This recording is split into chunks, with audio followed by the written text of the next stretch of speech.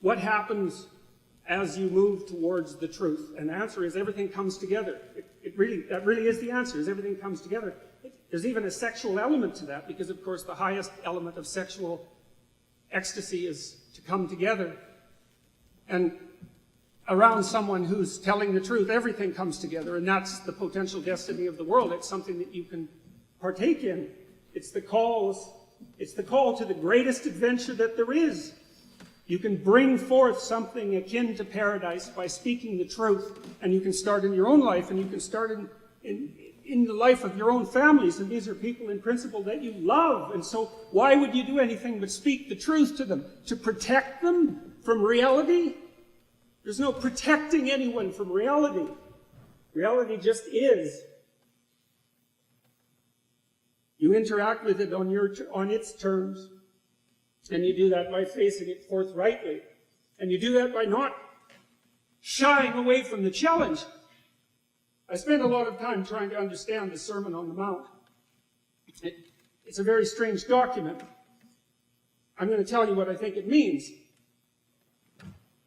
It means conceptualize the highest good that you can.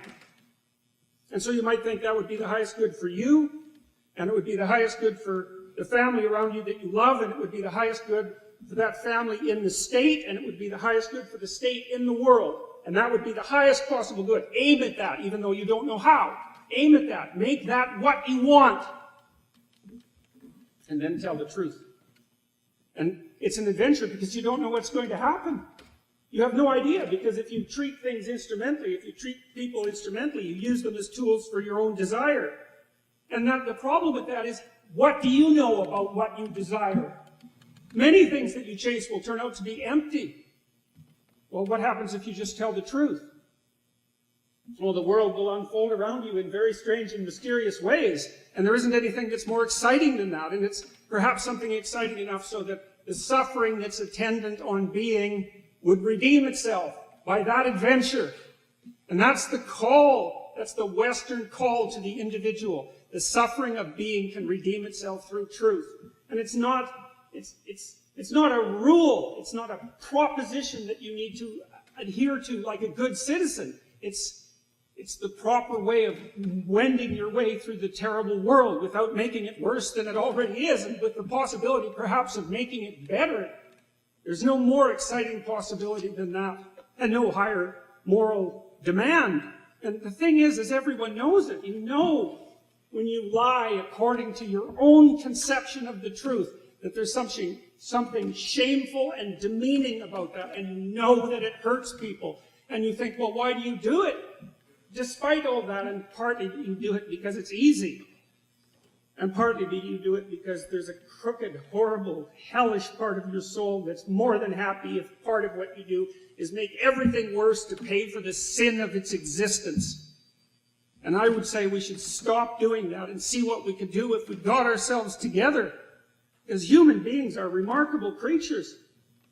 We put together an amazing civilization working at it half-time. You know, it's like 55% of humanity on a good day is working to make things better, and 45% is working to make it worse. And you wonder what would happen if we all just decided that we were going to make things better. As simple as that. Start where you are. Make things around you better.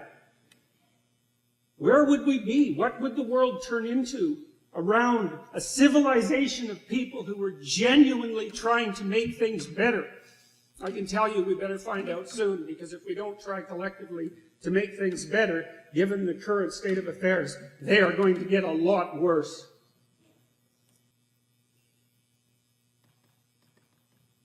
It seems to me that we're at a kind of crossroads.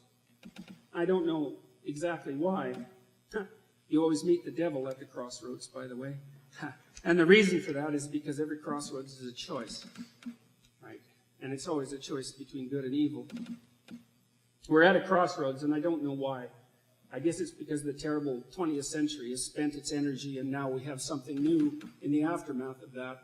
It's time for everyone to pick up the chaotic pieces and to carry them voluntarily and to make their way through the world and to try to speak their truth and to see what happens. It will heal yourself. It will heal your body. It will heal your soul. It will heal your family. It will heal the nation. That's what truth does. And how could it be any other way? The reality is the truth. And how are you going to adapt to it without using the truth? Well, the problem is reality is the terrible truth, but it's certainly possible that the terrible truth is its own medicine.